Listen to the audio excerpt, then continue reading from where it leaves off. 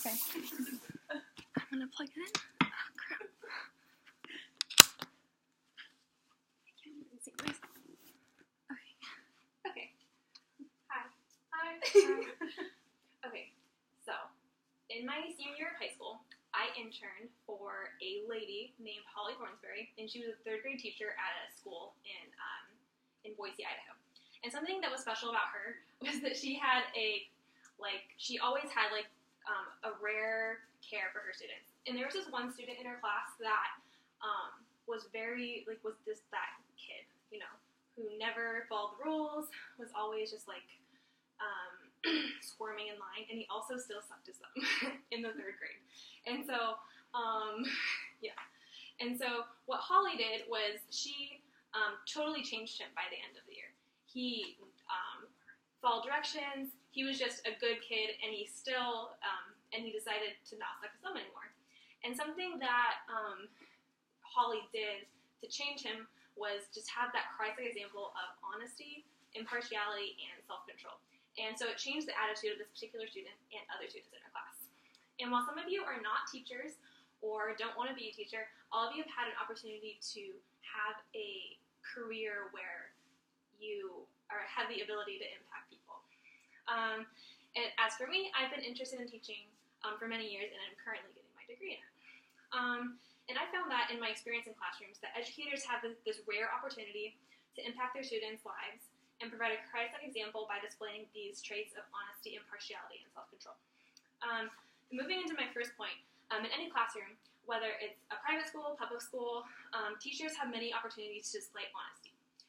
In a 1992 case study, it said that teachers are the living curriculum, which means that they are just the ultimate example. And ways that you can implement this honesty in the classroom by being the ultimate example is by, one, making promises and following through on them, because kids have the best memory ever, and they will remember anything you tell them usually.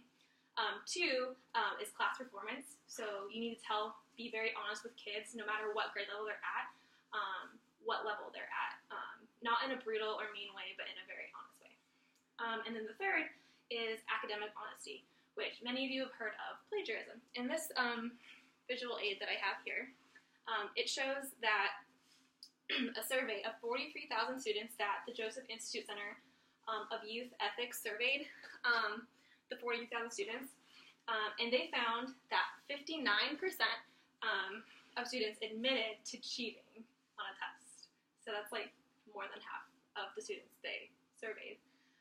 And then 1 in 3 students, 1/3 of the students, used internet to plagiarize an assignment. So that's more than half of the students said, yeah, I cheated. And I'm not sure why students decide to do this. I mean, it could be laziness, procrastination, peer pressure, or one reason I think is teachers just not showing they care if they plagiarize or not. And so I think that it's important for teachers to show that they do think honesty is important to be that Christ-like example. Moving into another example, I found that many teachers like to play favorites. It's really easy to play favorites, especially if you really like just that one student. But in Romans 2:11, it says that God does not show favoritism. And I know that we're not God,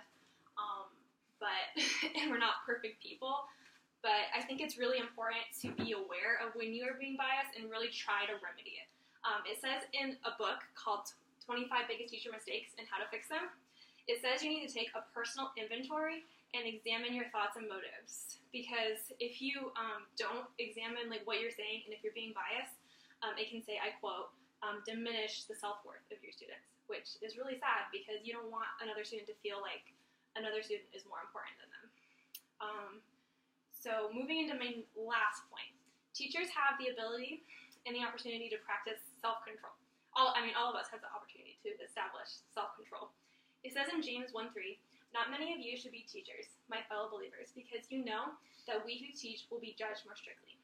And so, that just goes to show that teachers are judged by almost everybody. They're judged by principals, peers, parents, and students. I think students are the worst critic because they are in your classroom, and if they, and they're judging you, and if they see something that they don't like, they can directly impact the classroom. An example of losing control in the classroom would be just simply acting out in anger at a student. If you're acting out in anger at a student, like if they made you mad and you yelled at them, other students might think, oh, like, I'm going to go and yell at the student because he made me mad because the teacher, apparently it's okay because the teacher just did that, you know? So I think that it's always better to have that calm demeanor instead of just, like, bursting. And so, you know, take them out in the hallway and just take a breath. And so just practice that self-control. So I would like to conclude by restating that teachers in any environment, whether private or public, have the ability to show Christ-like examples, just like honesty, impartiality, and self-control.